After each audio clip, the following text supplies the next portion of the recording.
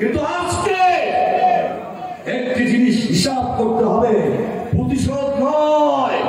তারেক রহমানের নির্দেশ, কোন প্রতিশোধ না নিয়ে জনগণের দ্বারে দ্বারে গিয়ে 31 দফা পৌঁছে দিয়ে ভোটের রাজনীতিতে শহীদ জিয়ার আদর্শ, স্বনির্ভর বাংলাদেশ, সাম্য মানবিকতার বাংলাদেশ গড়ার জন্য আমরা আমাদের প্রাণপ্রিয় হুজুর, 100 বছরের লালিত আমাদের প্রাণপ্রিয় পীর সাহেব নেসারাবাদের এই পুণ্যভূমিতে আমরা যেন তার প্রিয় ব্যক্তিত্ব পরবর্তী হুজুর সাহেবদের জিয়াউর রহমানের আদর্শ বাস্তবায়ন করতে পারি।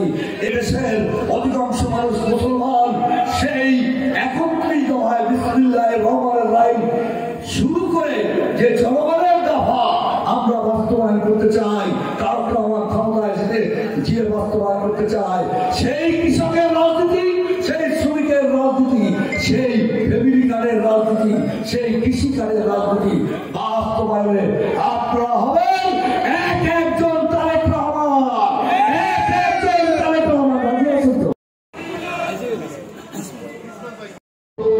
সব জনাব গাজী হুজুরুজ্জামান লাবলু, জনাব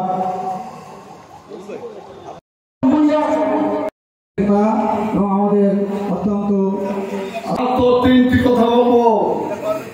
প্রথম কথা, আমাদের নেতা জনতা জনাব তারেক রহমান আর 17 বছর আন্দোলন, এত সারা মানুষের ভোটের অধিকার আদায় করতে হবে, ভোটের অধিকার ফিরিয়ে দিতে হবে, গণতন্ত্র ফিরিয়ে দিতে হবে, এত সারা মানুষের ভাতের অধিকার নিশ্চিত করতে হবে। তার প্রথম ধাপ হলো আজকের এই সরকারি পৌরসভায় গণতান্ত্রিকভাবে সরকারি পৌরসভার নেতৃত্বের ভোটের অধিকার ফিরিয়ে দেওয়া।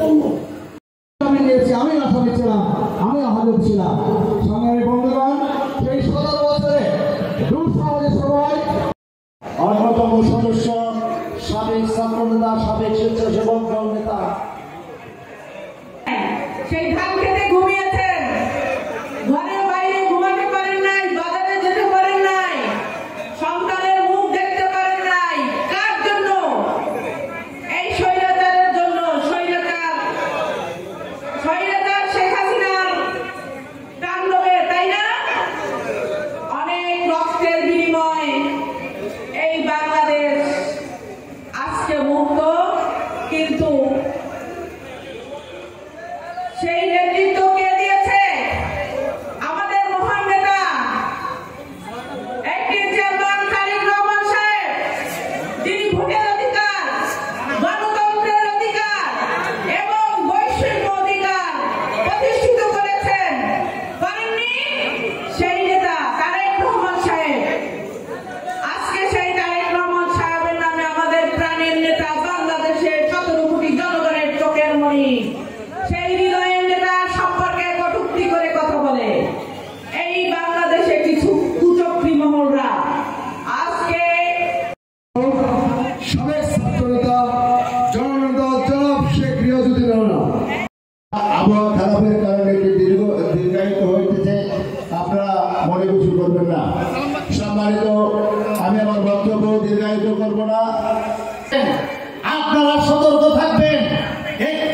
ধর্মভিত্তিক রাজনৈতিক দল তারা এদেশে মানুষকে বিভ্রান্ত করার জন্য বিভিন্ন সময় বিভিন্ন কথা বলে মানুষকে পটানোর চেষ্টা করেছে।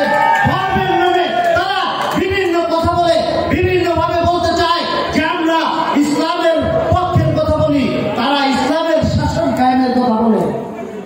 আমরা জাতীয়তাবাদী দল বিএনপি যারা এই ৫৫,৫৬০ বর্গ মাইলের ভিতরে বাস করি, আমরা জাতি ধর্ম নির্বিশেষে সকল দল সকল পথ যারা গণতন্ত্রে বিশ্বাসী, আমরা সকলেই একত্রে এই দেশকে গড়তে চাই। কিন্তু আরেকটি দল এই গণতন্ত্রের লেবাসের মাঝখান থেকে তারা সরে গিয়ে আবার তারা ইসলামের কথা বলে দেশকে একটি জঙ্গি রাষ্ট্রে পরিণত করার আগামী দিনে পায়তারা করবে। আপনারা কি এটা মেনে নেবেন? সুতরাং ওই জঙ্গি বাহিনী যারাই হতে চায়, যাদেরকে এটা তকমা দেওয়ার জন্য চলে, তাদের আপনারা সতর্ক থাকবেন। এই বাহিনীর কাছে অনেকভাবে তারা যাবে, তারা দেখাবে আমরা খুব সৎ, উপরে দেখায় সৎ, নামাজ পড়ে মসজিদে গিয়ে সবার সামনে বক্তব্য রাখে, কিন্তু কর্মকাণ্ডে তাদের কিছু আছে যেগুলো মানুষ গ্রহণ করতে পারে না। যেমনটি আগামী সংসদ নির্বাচনে আমরা দীর্ঘ ১৭ বছর ভোট দিতে পারিনি, যেই ভোটের সুযোগ আমাদের এসেছে এই সরকার একটি ভোটের জন্য আমাদের আগামী ২৬শে ফেব্রুয়ারি মাসে ইলেকশন দিবে ঘোষণা দিয়ে আমরাও গত ১৭টি বছর এরকম নির্বাচনের জন্য অনেক হাহাকার করেছি। জাতীয় সংসদ নির্বাচন, উপজেলা নির্বাচন, পৌরসভা নির্বাচন, এমনকি মেম্বারের নির্বাচনও আমরা কেউ ভোট দিতে সেন্টারে যেতে পারিনি। আগামী দিনের তরুণ প্রজন্মের প্রথম ভোট হবে ধানের শীষের ভোট। সুতরাং এই স্লোগানটা আপনারা মনে রাখবেন, যাতে আমরা ধানের শীষে ভোট দিয়ে আমাদের দলকে এগিয়ে নিয়ে যেতে পারি। দেশ হাসিনা তো পালিয়ে গিয়েছে ভারতে, হাসিনার লোকজনও পালিয়ে গিয়েছে।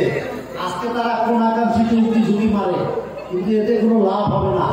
এদেশের জনগণ যারা একবার পালিয়ে যায় তাদের পাশে আর থাকে না। আপনাদের সকলের কেমন ছিলাম, কিভাবে ছিলাম, সেটা অন্তত এই কাউন্সিলে আলোচনা করার বিষয় না। আমরা আজকে তারেক রহমান যিনি শুধু মাহতাবুদ্দিন আহমেদ রিপন উপস্থিত আছেন, সম্পাদক হাবিব মিল্লাত ভাই, ছাত্রদলের সাবেক বারবার শাখার আহ্বায়ক কমিটির অন্যতম সদস্য জননেতা জনাব সরোয়ার হোসেন হাওলাদার।